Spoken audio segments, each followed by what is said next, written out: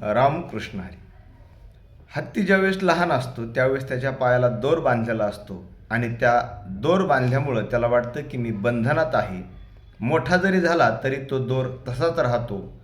परंतु ज्यावेळेस त्याला कळतं की मी बलवान आहे, शक्तिशाली आहे, त्यावेळेस तो दोर सहज तोडू शकतो.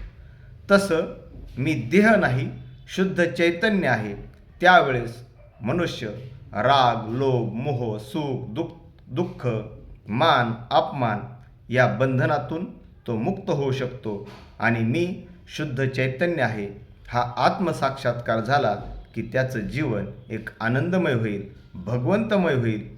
हे सांगताना संत शेख मोहम्मद महाराज एका ओवीतून म्हणतात, आपला आत्मा आपण ओळखणे, तरी काही बाधून शक्ती बंधने, नाना परिचित साधने, कार्यार्थ कारण हो. रामकृष्ण.